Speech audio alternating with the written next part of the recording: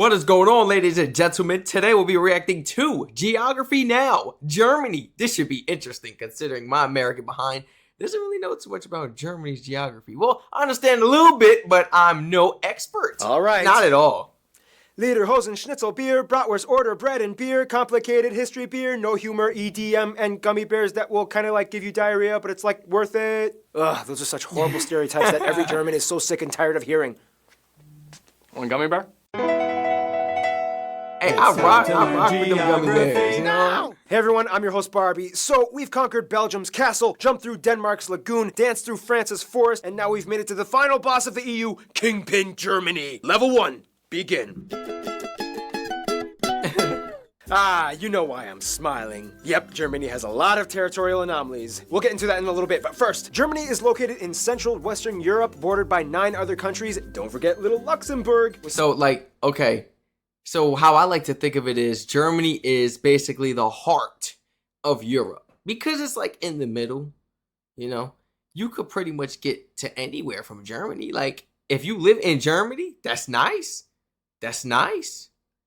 Seriously. It's located in Central Western Europe, bordered by 9 other countries. Don't forget little Luxembourg, with small coasts on the North and Baltic Seas, which they own about 50 small islands. Now, Germany, like the US, is a federal republic which has 16 smaller states, or Bundesländer, each with its own constitution, 3 of which are cities, the capital Berlin, Hamburg, and Bremen, which is actually kind of like 2 cities, including Bremerhaven on the coast, but they kind of act like one entity. Fun side note, Lower Saxony is actually geographically situated further north than regular Saxony. Now let's jump into the fun stuff. Now, we already discussed the Jungholz Quadrupoint and the Vennbahn railway enclaves with Belgium and Austria. However, there's a few more. The entire town of Bussingen am Hochrhein is surrounded by Switzerland, whereas part of the Konstanz is cut off by the Rhine River and surrounded by Switzerland. However, immediately across the river, a small patch of empty land on the German side actually belongs to Switzerland. Finally, they split the island of Usedom with Poland in the north. Germany is interesting because every state in the country has its own distinct culture, dialect, history, food, traditions. I mean, Bavarians will be quite drastically different from Schleswig-Holsteiners. Mecklenburg-Vorpommern will be different from Saarland. This all has to do with ancient and recent history. Basically, in the quickest way I can summarize this, Germanic tribes, Roman wars, Charlemagne, 3 kingdoms, this guy marries an Italian, creating a whole new mess called the Holy Roman Empire made up of 300 smaller separate kingdoms, states, and dukedoms, which had nothing to do with Romans. Teutonic Knights, Brandenburgs became Prussia, Habsburgs became Austrians, Lithuanians and Poles made their own thing, whereas the Hungarians joined the Austrians. Wars, battles, Napoleon comes over and messes everything up, and finally, German nationalism surges, and in 1871, Otto von Bismarck creates the first proto-German unified state. And then they're all like, oh dang, we came late to this game. We gotta scramble for some colonies. And that's how all of these countries at one point spoke German. Oh, and also keep in mind, like 300 years before this, a German banking company obtained colonial rights to Venezuela for like 20 years. They were looking for the lost city of El Dorado. So technically, you can kind of say Germans colonized the Americas, but it wasn't like a nationalized conquest thing. Fast forward even more, and then you get World War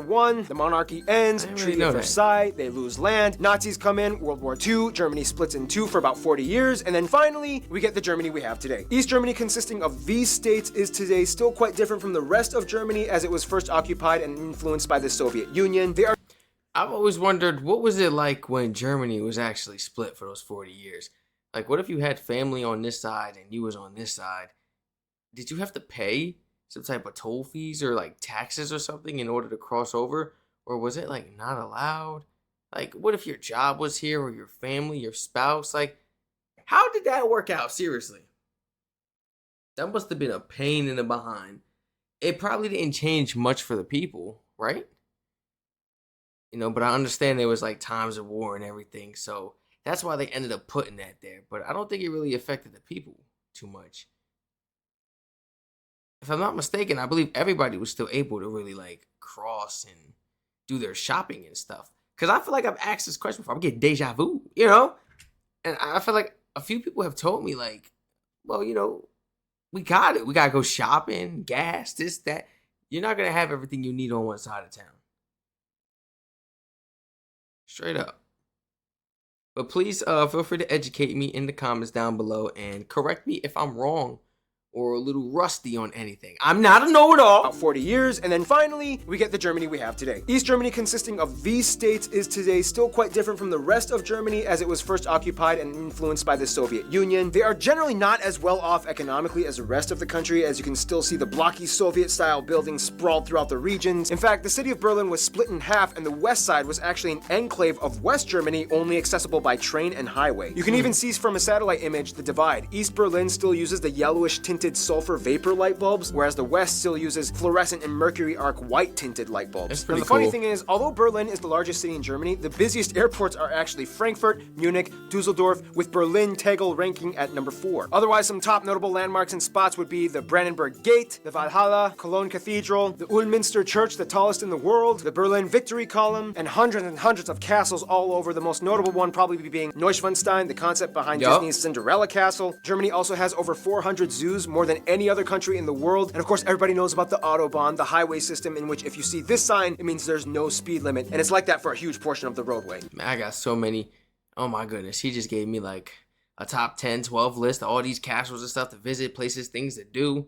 Of course I'm going to Autobahn. I mean, I got to pay somebody to do that. I don't care how much I got to pay hourly just to sit passenger seat in a Bugatti or something. And let's go. You know, I sit there in the passenger seat and just enjoy it.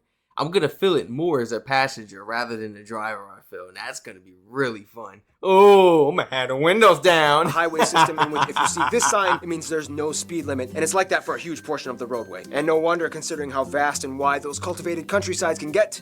Time for level 2. Okay, think of it this way. In Germany, the more down you go, the more up you move. Basically, Germany lies on the Atlantic shelf in the north that starts with the mudflats in the North Sea. Seriously, this island right here is accessible only for a few hours by foot until the tide comes and floods everything. Then everything just kind of creeps up into the Alps in the south by Bavaria and Baden-Württemberg, with the highest mountain, Zugspitze, located right along the border with Austria. Kind of like France, Germany is filled with a vast irrigating network of rivers like the Spree, Elbe, Weser, Rhine, and of course, the mighty Danube that starts here. About a third of the land is arable and another third is woodland, and after millennia of civilization, Germans have cultivated the crap out of their country. Most agriculture, of course, happens in the North Flat Plains and the central regions of the country, which is, by the way, kind of like Europe's tornado alley. Due to its position sandwiched between the Arctic blasts of Scandinavia and the moist, warm jet streams of the Mediterranean below, Germany can be an atmospheric war zone in the summer. There are more tornadoes on average in Germany than any other country in Europe. Speaking of flat what? farmland, Germany is the world's largest. Really? I didn't know about that. So there's like a lot of tornadoes in Germany. Would you guys like to see a video like that? I just gave myself an idea, like checking out the tornadoes in Germany. I didn't really think Germany had any crazy tornadoes and, you know, natural disasters and stuff like that. I guess we can go ahead and take a look at that. Huh. Rye and hop producer Let's go back a little bit. than any other country in Europe. Speaking of flat farmland, Germany is the world's largest rye and hop producer. Germans abso-freaking-lutely love their bread. There are over 300 different kinds of bread in the country, more types than any other country in the world, and almost every meal incorporates some kind of slice or small bun or Brötchen of bread. Hast du gluten-free? Germans are heavy meat eaters, specifically in pork. They basically know every possible way to cook a pig. Over 50 different types of sausage exist alongside schnitzels, rouladen, sauerbraten, Schweinsachse, and at a big party you might find Spanferkel. Beer reigns supreme all over. I don't eat no swine, but it did look good. It did look alright though. It did look. Was that like honey glazed crisp something? That maybe I'm thinking of extra stuff. It didn't look alright. Possible way to cook a pig. Over 50 different types of sausage exist alongside schnitzels. Yeah, I like the thick sausages. Yeah. Sauerbraten, Schweinsachse, and at a Sauerbraten. That look good. big party you might find Spanferkel. I can't eat that. But it do look good though. They gotta do the same with like a turkey or something. They got to.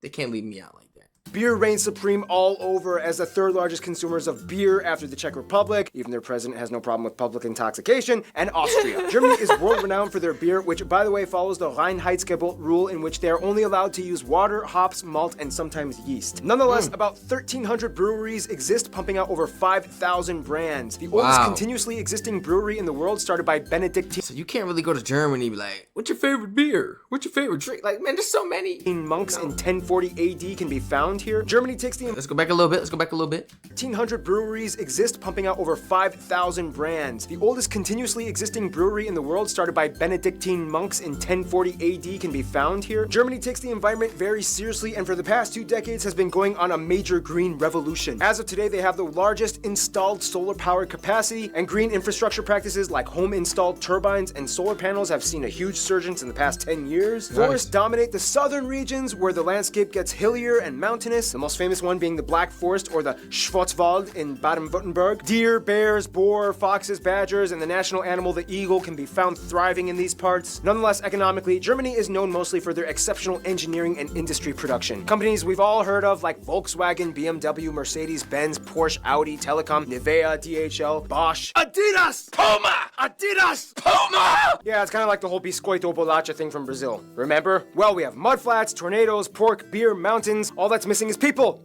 Level 3. Fun little side note, in Germany, this is 3, not this. Now, if the EU was a family, Germany would kind of be like the dad who got out of rehab, reconciled with his wife and kids, and is taking his new life very seriously as he is haunted by the demons of his past every day. First of all, the country has about 82 million people and is the most populated in the EU, second most in Europe after Russia, and has the 4th largest nominal GDP in the world. About 80% of the country identifies as ethnically German, 12% other Europeans, mostly Polish, Italian, Dutch, and so on. Turks make up about 3.5%, Asians at 2%, and the rest are made up of other groups like Africans and Americans. Okay. Also, they use the euro, they use the C and F type outlets, and they drive on the right side of the road. Germany is without a doubt a global powerhouse. It is the strongest economy in the EU and makes up about 16% of the union's population. It's the 3rd largest exporter and importer of goods in the world. After the United States, Germany is also the second And most I mean, man, it goes deeper than that. We even reacted to a video on that, popular man. global migration destination. Germany experiences a high standard of living, tuition-free universities, if you get accepted, that is, a mostly government All you gotta do is get accepted into the university, and they pay, what? is a high standard of living, tuition-free universities, if you get accepted, that is, Tuition free? And all you gotta do is get accepted?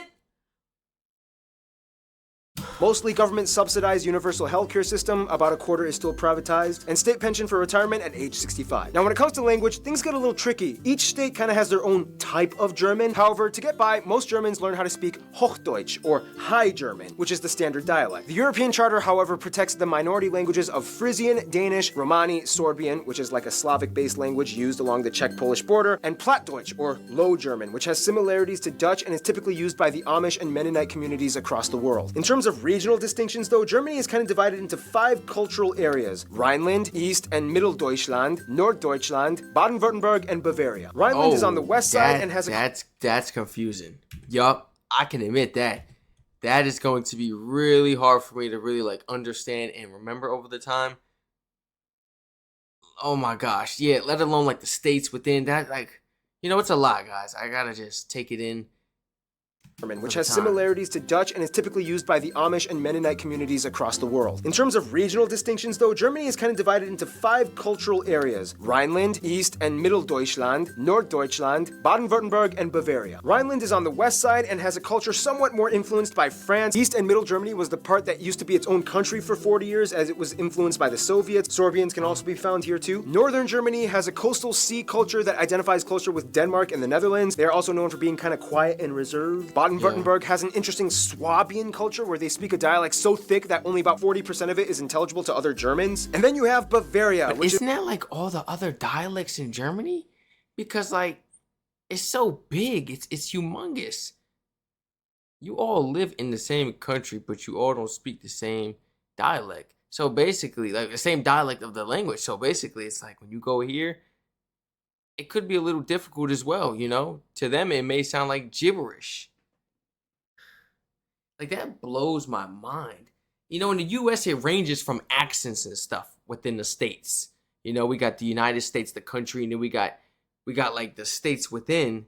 Everybody got their own accent and how they sound and everything, and they lingo and what they be saying and stuff. But with you guys, it's completely different because we can all understand each other here. It's pretty, I want to say, self-explanatory, but some people can't catch on at all. That's them. But like, I mean, with you guys, it goes a little more deeper. It's a little more intellectual. Like, you got to literally learn that dialect to be able to fit in and understand and have proper conversations, with people. And man, that's scary. That's so intimidating for me because I'm thinking, I know German, but it's like you only know one dialect. So you really can only stay in one place. Because if you go out any further, you're going to be lost. You know what I'm saying? Like, it really is an eye-opener of, like, when I learned that, I'm like, man, Germany is humongous. I know for a fact, Germans do not know all the dialects. And not all Germans know it. I know. Now, if you are one that does, excuse me. I'm gonna shut my mouth. Only about 40% of it is intelligible to other Germans. And then you have Bavaria, which is where the Americanized, perpetuated stereotypes about Germany came from, with Lederhosen, dirndls, half-timber, beer houses, and cuckoo clocks. For the record, Germans are sick of those stereotypes. It's like saying all Americans are cowboys with guns and horses. Speaking of stereotypes, some of the stereotypes in Germany include things like Saxons being very indecisive, Berliners are always bragging about themselves, Swabians are stingy, Bavarians drank too much, Hessians talk too much, Holsteiners don't talk enough, and so on. Words differ from regions too. Wait a minute.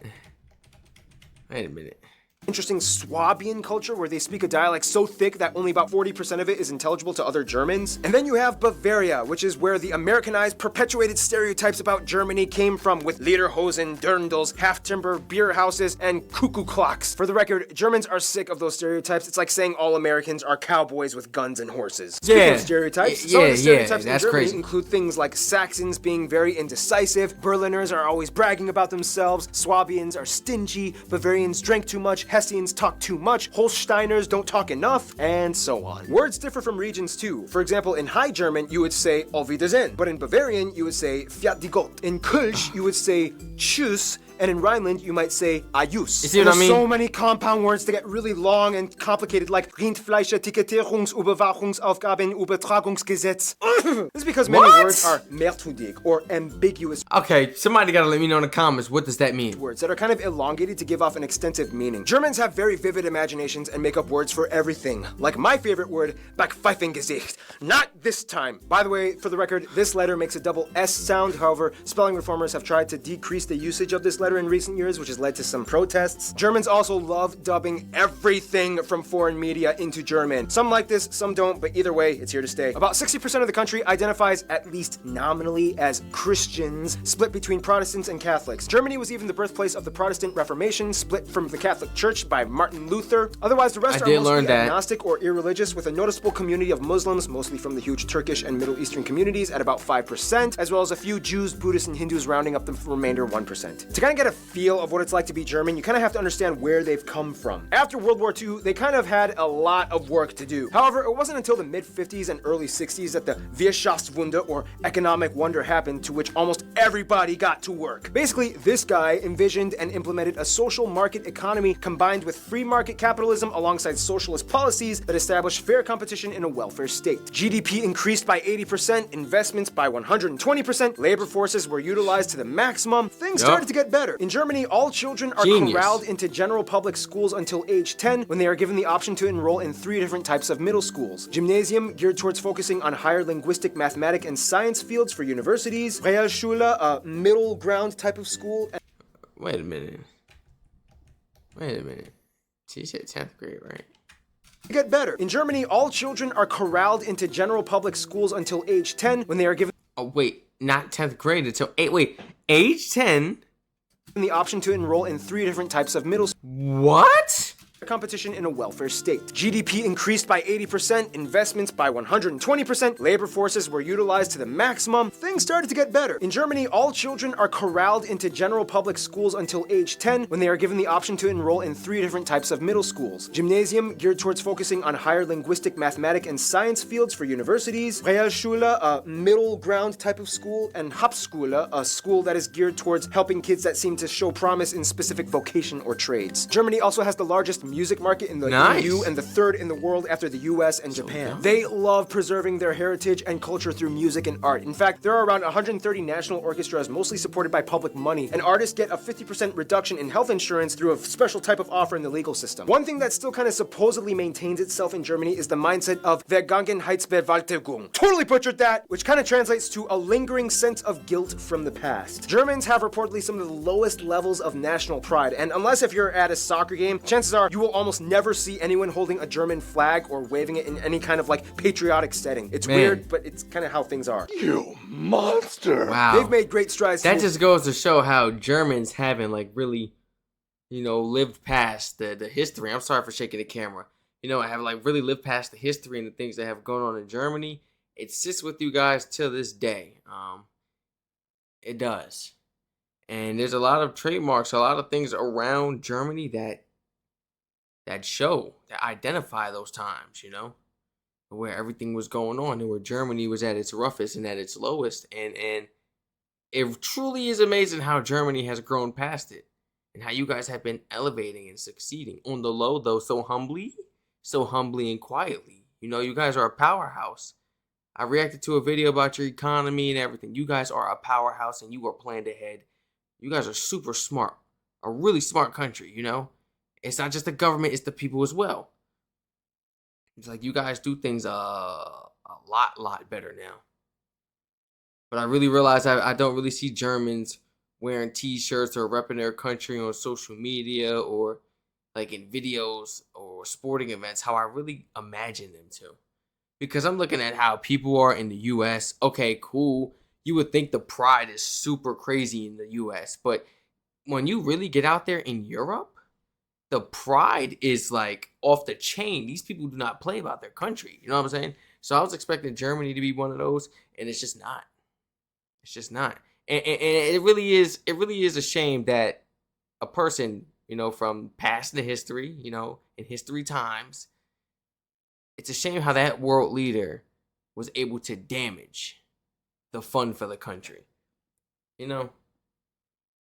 Damage the pride behind the country because the people can't really rep the country because of what everyone knows, the country for.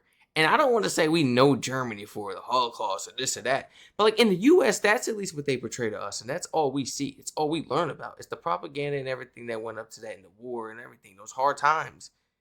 Read about Anne Frank and everything. We like they didn't really teach us about the good. They didn't teach us about how Germany has been moving on and everything, trying to do better. At all. And you guys really do stay down and quiet. And a lot of people have told me that they still have pride in their country, but they would never rep it because they are still highly embarrassed of what happened. And it doesn't matter if they are 15, 16 years old. I'm like, this is coming from 15, 16 years old. I'm like, really? Wow. And I truly do understand, guys. I truly do understand. That's why I'm not like, you guys don't show pride? No. It's bigger behind that. It's not like the US where it comes to a sporting event and people, like the Americans are horrible, straight trash at showing pride versus like European fans. It's nothing like that with the energy and everything. This is something deeper because it's back in those times and everything and what the country has gone through. Stuff you will never forget. You will almost never see anyone holding a German flag or waving it in any kind of like patriotic setting. It's weird, but it's kind of how things are. You monster! They've made great strides to move on from the past. Nazi flags and Mein Kampf are incredibly illegal items to own in Germany, and they even have a rule, the Volksverhetzung, which basically says you cannot talk trash by denying the past atrocities. Some people say this infringes on free speech, others say it's good because it solidifies truth. Otherwise, some notable Germans throughout history include Charlemagne, although he was a Frank, but I guess it kind of counts. What's somebody gonna say? That he ain't did nothing? He didn't do it? What's somebody gonna say? How can you talk against the Holocaust? Bro, you can't see. Oh, that's making me lose brain cells. I'm getting out of it. It's making me lose brain cells right now. I'm getting out of that situation. I'm not even gonna talk about it no more. Because that, like, I can't even like fathom that. Somebody literally trying to argue against what happened. Truth. Otherwise, some notable Germans throughout history include Charlemagne, although he was a Frank, but I guess it kind of counts. Albrecht, Dürer, David Friedrich, Gutenberg, Bach, Beethoven, Karl Benz, Albert Einstein, although Americans would like to claim that he moved to the US and became an American. Johannes Kepler, Johann Wolfgang von Goethe, Friedrich Schiller, Michael Schumacher, Alex von Humboldt, and of course Karl Marx and Friedrich Engels co-founded Marxism. But one thing Germans do best would have to be diplomacy. To this day, the German passport holds the most visa-free nations out of any other country in the world, just beating Sweden. Therefore, you can kind of conclude that Germany kind of knows how to relate to people. Let's find out how in the final round, level 4. Wait. Friend zone. Wait. Wait, when he says like, here, I'm gonna go back a little bit when he said this right here. You know how Germany can basically relate to everyone? Basically meaning like the franchises, the businesses, and the way things work within the country, right? It's more so balanced and equal for everyone to enjoy. Like Germany knows how to accommodate to other countries as well and relate. Unlike the US, you come to the US, the US is gonna do it the US way. Yup. They not gonna favor to nobody. They gonna put a German food spot, Indian cuisine. It don't matter what type, African spot, food, Jamaican spot, with Americans working in it. How can you relate? We need people with that culture that can relate and that truly know, when it comes to everything, even the big franchise businesses like Walmart, we know it didn't really last. It did not do great in Germany. We see why. You got to accommodate to the people. And I really noticed that's how Germany does well as well. Like, man, y'all so perfect. Man, y'all so perfect. But I know a lot of people would beg to differ and be like, we're not perfect, Strac. And that's okay. Nobody is. None of our countries are. But the work you guys have been putting in and the way you have been excelling and succeeding and achieving as a country and growing past those old things that have happened that people only seen, or that the U.S. only seen you as, because I don't know about the other countries. They tend to be more, awake. It really is our system. I mean, I would call that perfection at its finest. You guys are doing great. I'm giving a round of applause, Diplomacy. To this goals co-founded Marxism.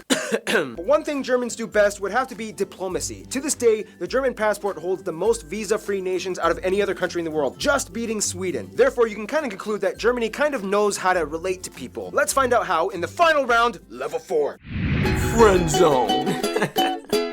Germany knows how to make friends. They have over 220 diplomatic missions abroad and over 350 honorary consuls and have an incredibly high position of authority in the EU. Their closest African friend would probably be Namibia. As a former German colony way back in the 19th century, Namibia held on relations, and to this day, German is still a recognized language in Namibia. Germans have been supporting and sharing ties both economically and ideologically for over a century. India and South Korea are really close friends in Asia. India supported both East and West Germany during the Cold War, and after reunification, they were like, woohoo!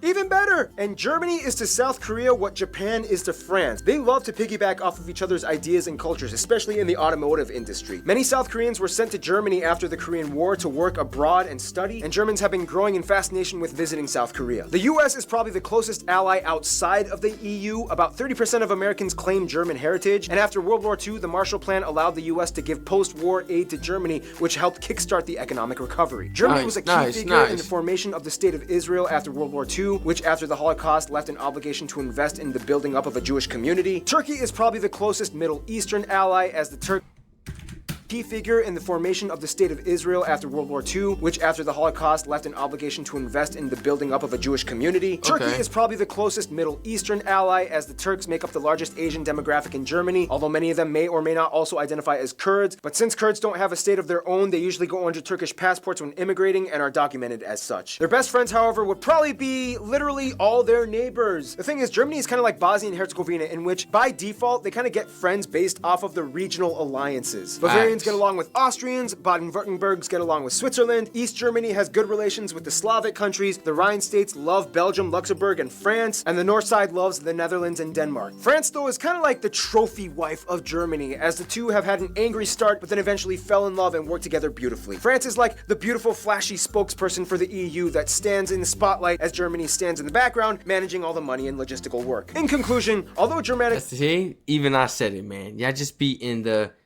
background, man. Y'all just be in the background, out of the way, out the scene, out of the light, just doing your thing. And this is exactly why you guys are a powerhouse, bro. Straight up. spotlight as Germany stands in the background, managing all the money and logistical work. In conclusion, although Germanic peoples have existed for thousands of years, an actual unified German state didn't appear until kind of recently, and the brief time that they've been around, they've kind of gone through some of the most intense, world revolutionizing historical events possibly imagined. Yet, they've come out working hard and building their way up to become a world superpower. You gotta give it to them. There's something about the Germans. Oh, I do. And with that, final boss level complete. Stay tuned. Another African state Germany has ties to, Ghana, is coming up next. Hey, this was an amazing video, man. Original video link will be down below in the description, guys. Please share your honest thoughts and opinions on this video that we reacted to today. This was highly recommended. You know, I was kind of nervous when I seen a geography video for Germany because I was like, oh, here we go. You know, it's pretty like, I don't want to say self-explanatory, but a little more understandable, you know, and acknowledgeable when people are asking you geography questions about, oh, where's this country at on the map? Where's this country at? And this and that, and where this? Okay, but when it comes to just strictly Germany, it's just too diverse. It's too much, at least for me right now. And I'm learning, and I'm trying to catch up with it. But this wasn't so bad. I was able to keep up with most of this, you know? But I feel like I want to check out maybe like 1 or 2 more geography videos when it comes to learning about Germany, or even reviewing some topics for like videos, just so we can sharpen our mindset and everything and be wise on such. Please feel free to share this video and channel to your friends and family members. Turn all post notifications on. Give this video a thumbs up. Subscribe if you have not already, please. Subscribe if you have not, especially to all my other YouTube channels in the description down below. Feel free to follow the Kick for all the live streams in the future. I love you all so much. Let me know any video ideas in the comment section. Do you guys want me to make, you know what? I think I'm going to surprise you guys, because I actually gave you guys a video idea actually in the beginning of the video. So I think I'm going to actually keep it to myself now, you know? And I'm just going to give it to you guys, honestly. I'm not going to say it because I don't want to spoil it again. I'm just going to throw it out there for you guys because it is something that I actually would like to react to and something that I would actually review with you guys. Seriously. But please feel free to educate me in the comments as always.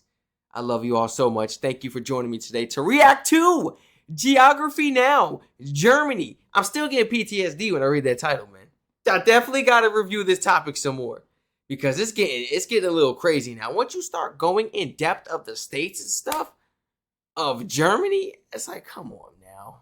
You know, you got to learn that on top of the different dialects. I want to learn at least 6. At least 6. That's my minimum starting point, you know? Stay safe. I love you all so much, and I hope to catch you all in the next reaction video.